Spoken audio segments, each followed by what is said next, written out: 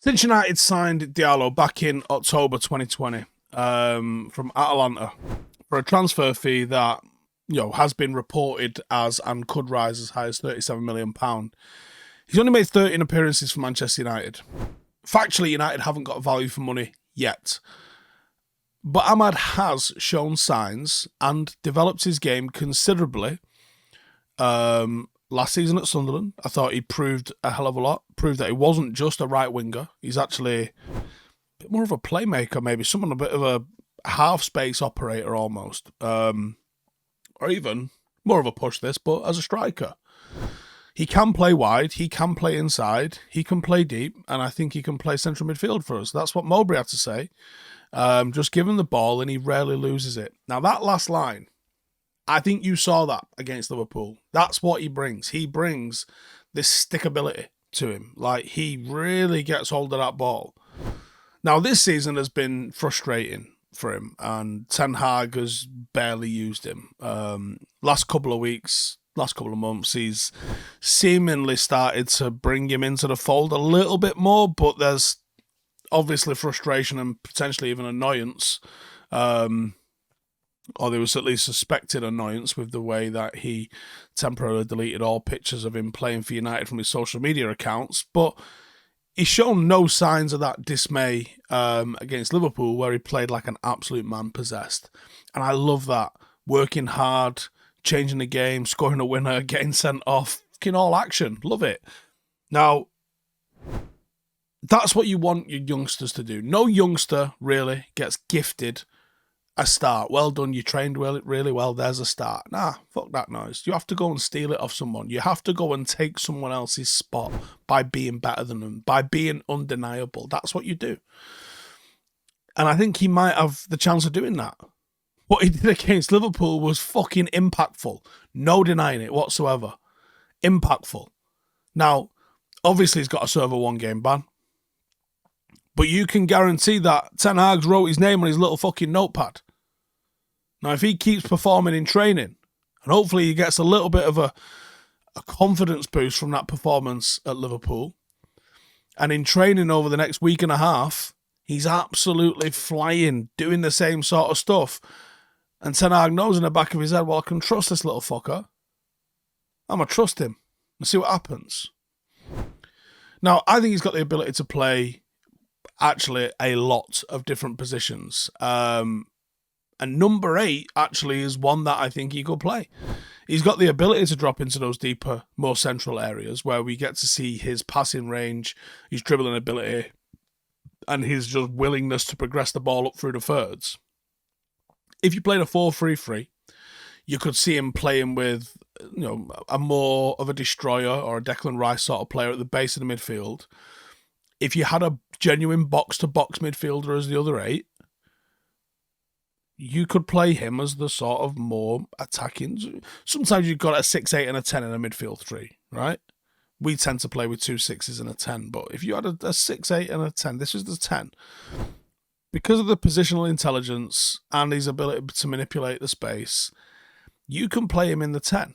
He drops into pockets, he receives the ball in nice tight spaces, he uses that passing range, and I think he's equally positive when combining with and creating for others. Now, as his numbers suggest that he's there to score goals, but he does get assists and create chances for others as well. And the combinations with those close to him regularly involve him making either supporting, secondary, third man, or even just straight up dummy runs. Combinations with either the 10 or the closest attacking midfielder or forward have been a consistent feature of his game since he was in Italy. He's got vision, seems to really understand the angles. He's excellent at penetrating spaces. Attacking instincts mean that he possesses all the foundations for being probably a little bit of a Bernardo Silva sort of player, where sometimes he'll feature on the wing, sometimes he sort of features as like a bit of an attacking 8, depending on what they're playing with and that. But the value in him seems to be drifting and operating from the half space. Not to say he can't go around the outside, because he absolutely can, but the best of him comes in that sort of right half space channel. Now, from a technical point of view, Excellent passer, excellent detail and weight on his passes. He takes risks. And we did a whole video on him literally about 3-4 weeks ago, but this Liverpool game has changed things, I think. The ball retention is brilliant. He's technically secure. He's very press resistant. And he's got an absolute beaut of a left foot. He hits it clean. He's got the finesse to strike it. And I think his ability on the ball allows him to recycle play, sustain pressure, progress the ball from anywhere on the pitch that he wants it to.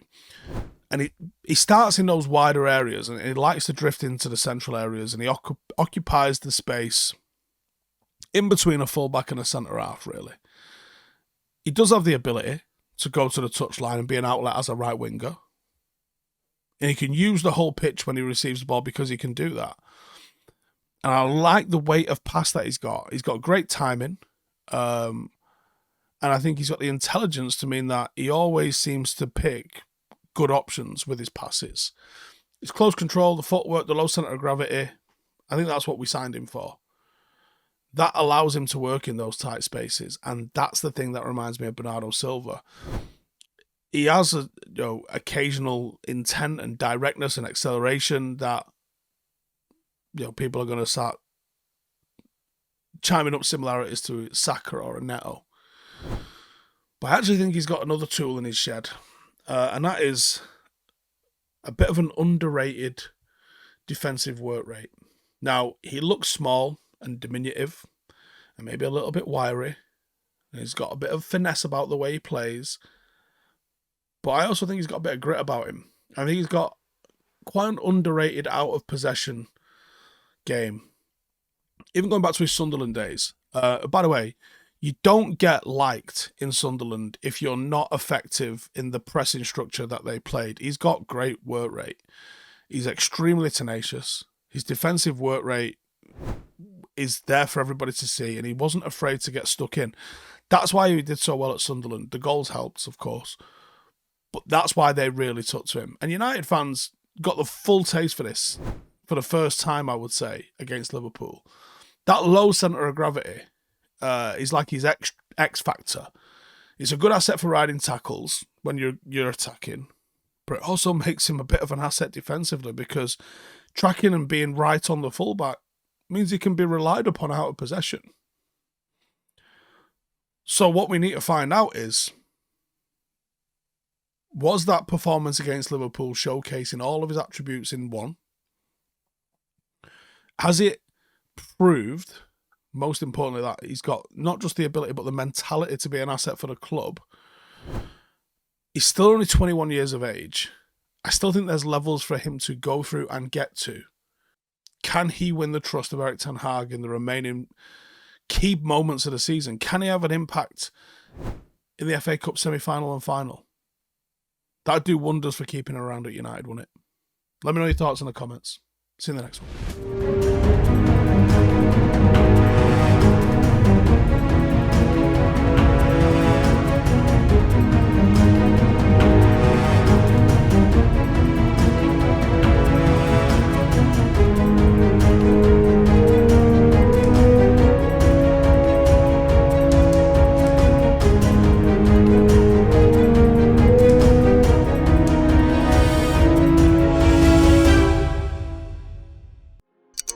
Hey, thank you for watching the video. If you are new around these parts, then don't forget to subscribe. My channel is proudly supported by my community on Patreon. If you'd like to get a little bit of extra content, a Discord group, meetups, five-a-side games, weekly podcasts, behind the scenes, and even an occasional bit of transfer news as and when I get it, then for the price of a pint, you can show your appreciation for the content that we make and get some goodies for doing so as well. Check the link in the description or click the button right here. You'll also find all of my socials here too if you want to follow me on any of those platforms. Nice one.